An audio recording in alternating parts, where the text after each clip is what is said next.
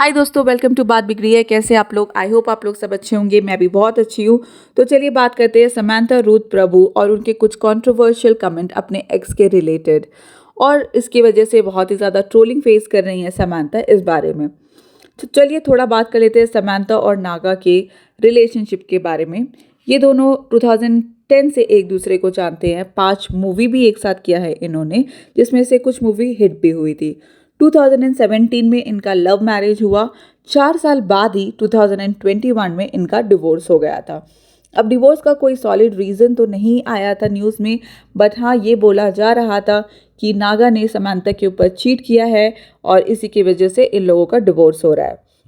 अब यहाँ पे समांथा का कुछ कंट्रोवर्शियल कमेंट आया था रिसेंट ही, जो वरुण के साथ इनका डिस्कशन हो रहा था अपनी नई सीरीज़ के प्रमोशन के दौरान, सीटाडेल, उसके दौरान वरुण ने इनसे एक क्वेश्चन पूछा था कि ऐसा कौन सा चीज़ है जिसके पीछे आपने बहुत ज़्यादा पैसा पैसा लगाया हो और वो पूरा कम्प्लीटली यूजलेस है। तो जिसका रिस्पॉन्स देते हुए समांथा ने बोला कि मैं अपने एक्स को बहुत ही ज़्यादा एक्सपेंसिव गिफ्ट देती थी, जो बहुत ही ज़्यादा वेस्ट ऑफ मनी और यूजलेस था। अब ये कमेंट आने के बाद लोग बहुत ही ज़्यादा ट्रोल कर रहे हैं समांथा को, ये बोलकर कि ये जानबूझकर ये सारे कमेंट पास कर रही हैं ताकि वो स्पॉटलाइट में बनी रहे और हमेशा अपने एक्स को वो यूज़ करती है। अब ये डिवोर्स का जो भी मैटर हुआ था, उसको बहुत ही ज़्यादा गलत वे में यूज़ कर रही है अपना प्रोफेशनल बेनिफिट के लिए। अपने मूवीज़ और सीरीज़ जैसे ही कुछ लॉन्च होता है, समांथा ऐसा कुछ कमेंट कर देती है अपने एक्स के बारे में, जिसकी वजह से वो बहुत ही ज़्यादा ट्रेंडिंग में या फिर कंट्रोवर्शियल टॉपिक्स के में आ जाती हैं।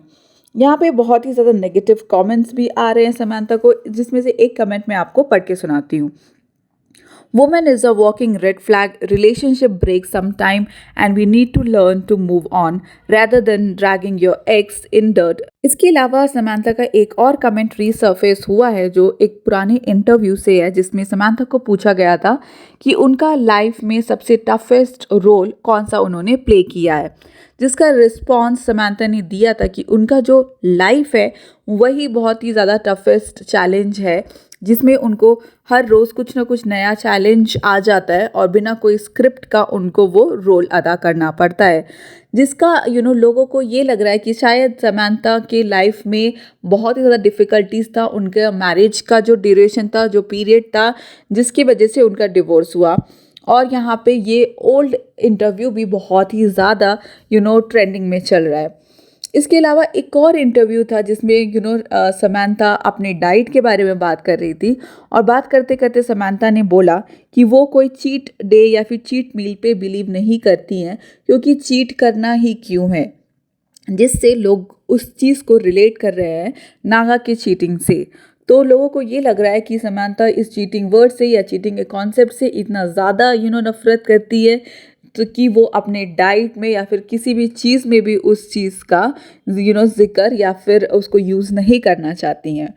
अब सबका अपना अलग अलग टाइम लगता है, अपना अलग अलग तरीका होता है मूव ऑन करने का। हो सकता है कि समांथा ऑलरेडी मूव ऑन कर चुकी है, बट क्योंकि नागा के साथ उनका एक टाइम में इतना गहरा रिलेशनशिप था, तो वो चाहते नहीं चाहते कभी कभार उसको अपने इंटरव्यूज़ में, कमेंट्स में उसका जिक्र कर देती है। अब यहाँ पे समांथा का कोई मुझे नहीं लगता कि कोई गलती है। वो उसका एक्स है, उसके साथ वो काफ़ी साल रिलेशनशिप में थी, तो हो सकता है बात करते करते या फिर गलती से कुछ भी बिना सोचे इतना बिना डीप थॉट दिए अगर कोई आप कमेंट कर रहे हो, तो हो सकता है वो वैसा कुछ आपके मुंह से निकले जो शायद अपने एक्स से लोग रिलेट कर दे।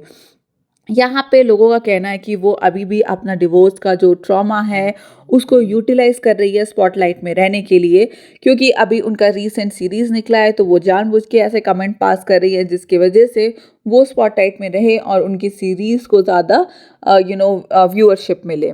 या फिर ये भी कहा जा रहा है कि क्योंकि 4 दिसंबर को नागा और सोबिता का शादी होने वाला है, सेकेंड मैरिज, तो इसकी वजह से समांथा बहुत ही ज़्यादा हर्ट है और जानबूझ के ऐसे कमेंट्स अपने इंटरव्यूज़ में दे रही हैं ताकि ये थोड़ा-सा डिस्टर्ब जैसा माहौल बन जाए। बट मुझे लगता है कि समंथा ने ऐसा जानबूझ के नहीं किया होगा। ऐसे फ़्लो में आप अगर कोई क्वेश्चन का आंसर दे रहे हो जिसको आपने ज़्यादा उतना डीप थॉट नहीं दिया है, तो ऐसा हो सकता है कि आप उसको अपने पास्ट लाइफ से जो भी एक्सपीरियंस होता है आपका, आप उसी से रिलेटेड आंसर देते हो। तो यहाँ पे ये स्पेकुलेट करना कि शायद समंथा मूव ऑन नहीं की है और उसको इस चीज़ को लेके बहुत ही ज़्यादा ट्रोल करना, ये बहुत ही गलत है। यहाँ पे समंथा को भी आगे फ्यूचर के लिए थोड़ा-सा केयरफुल होना चाहिए, क्योंकि ये अननेसेसरी ट्रोल उसकी तरफ आता है जब भी वो अपने एक्स का नाम लेती है।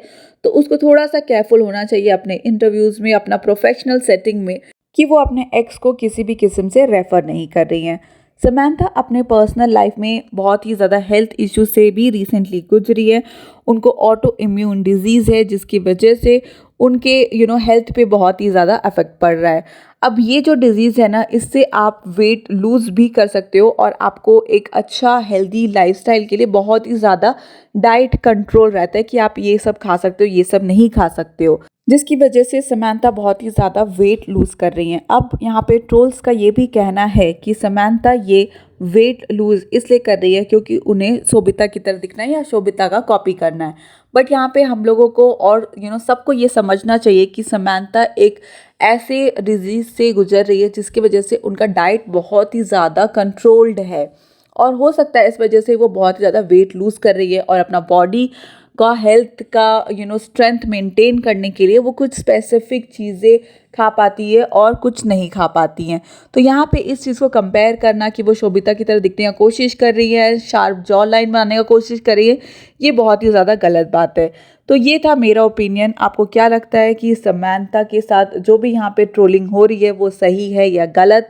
आपको क्या लगता है वो अपने डिवोर्स को यूटिलाइज़ कर रही हैं या फिर ये बस एक मिस्टेक था, ये जनरली उन्होंने बोला था कि वो अपना पैसा जो भी वेस्ट की है वो अपने एक्स को एक्सपेंसिव गिफ्ट देने में की है?